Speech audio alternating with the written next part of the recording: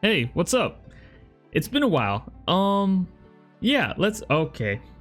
Okay. First 2 seconds and what happened? Smiley face, okay. There you go. Someone else showed up, and I'm not sure how I feel about it because they're rocking a much better hat than mine. So like I was saying, I've been doing runecrafting these past few days in the new minigame known as Guardians of the Rift, and my past two videos have been on that minigame itself. But I've come to the realization that there is a series that I've been neglecting, and you guys have actually been telling me how much you miss it, so I thought we'd go ahead and bring that back. And that series is known as the Honest Runescape series. Now for those of you that are unfamiliar with the series, basically I do honest work around Gielinor, work that most people here probably wouldn't ever attempt, like milking cows, mining rune essence, and a bunch of other various stuff that you probably shouldn't do for money. But here we are, looking for yet another job, and what better person to ask than the cleaner here in Varrock.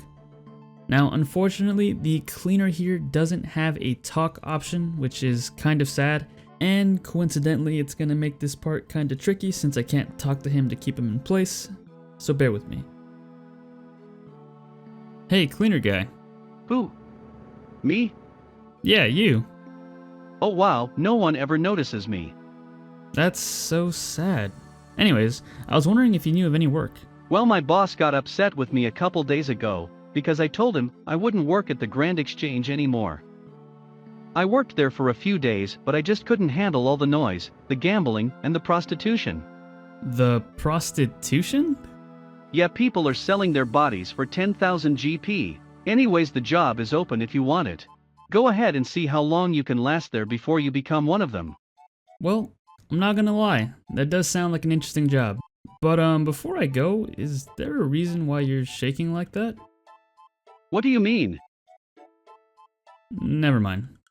And so with that interesting conversation out of the way, I now had my job. But before I could do it, I wanted to make sure that I looked the part. So for this video, I took some inspiration from our new friend, the Cleaner, which I kind of feel bad because I didn't ask his name, but oh well. So I tried to mimic his look as best as I could with a little bit of color differences because I am my own person and I am unique. Now that I had a job and a new look, the adventure could truly begin.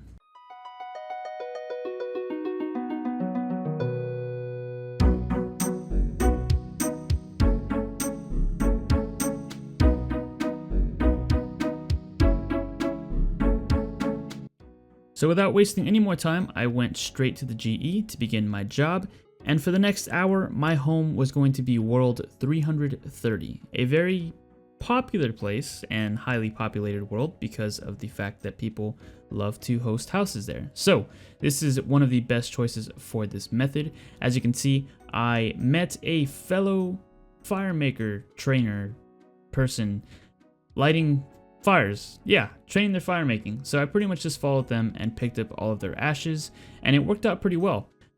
They did eventually take a break, and when that happened, I moved to World 302, and that worked for some time as well, not as long as World 330. It didn't take very long for some competition to show up. There were a lot of people picking up ashes there, and I don't know if they started after they saw me picking it up or if they were already doing it, but it definitely seemed like they were just trying to get in the way of my ash picking. So I ended up going back to World 330, and lo and behold, the person that I was following, the fire trainer maker person, was there again, lighting fires. So I just followed them and picked up their ashes once again. Just to make it a little bit easier, I did highlight the ashes so that I could see them, and this was the first time that I'd actually seen the new loot beams that were teased quite some time ago. They've probably been in the game for a long time, it's just I kind of took a break from the game, and this is the first time that I'm actually seeing them for myself in game, so that was pretty cool. Now, originally I was thinking that I was going to pick up just all junk at the GE, but it's a little unreliable when there's a lot of people, because if people see items on the ground, they'll usually pick them up immediately, so I just stuck to ashes. And it kind of makes sense, because after all, I am doing the job that the cleaner was supposed to be doing, and he normally just picks up ashes. Now, I did end up picking up some other items that were on top of the fires or the ashes that I was going through. And yeah, not too many of those. The main focus was the ashes, but there is a few random items in there that you'll see towards the end of the video. And that's pretty much all there is to this moneymaker. Yeah, you just find someone who is training their fire making and you follow them and pick up their ashes. Now, it sounds crazy saying this, but I did upload a video of me collecting ashes like 2 years ago. I can't believe that much time has passed. But in that video, I was making the fires myself and then picking up the ashes and seeing how much money I could make from doing that. Now, it wasn't as great a moneymaker as this is because I had to pay for the logs and of course burn them myself and then pick up the ashes, which did take more time. I'm pretty sure I got less ashes in that video than I did in this one, but to be fair, I did get some nice fire making XP in that other video. And just in case you're wondering why I didn't just pick up ashes the same way I'm doing it in this video, I'm pretty sure I tried a couple times to go to the GE and find people that were starting fires so that I could pick up their ashes, but a lot of the time I couldn't find anyone, which was pretty crazy. But I definitely lucked out today. But yeah, that is pretty much it for this 1 hour of picking up the ashes and cleaning up the GE. Let's go ahead and take a look at all the loot that we got in this 1 hour.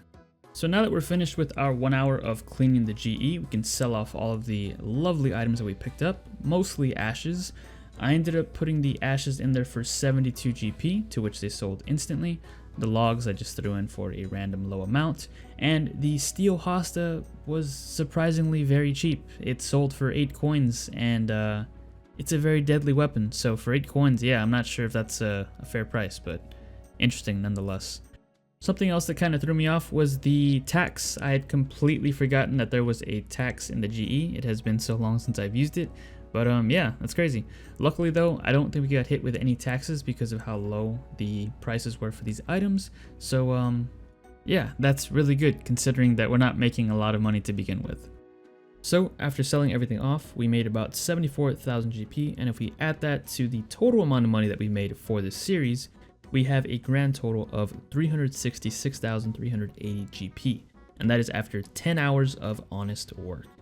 So once again, not the greatest amount of money, but it is honest work. I just want to say thanks for checking out the video, and I hope you enjoyed. If you did, don't forget to give it a thumbs up and maybe even subscribe to the channel. And as always, I'd like to give a huge thanks to all of my channel members, with a special thanks to ACR Beans.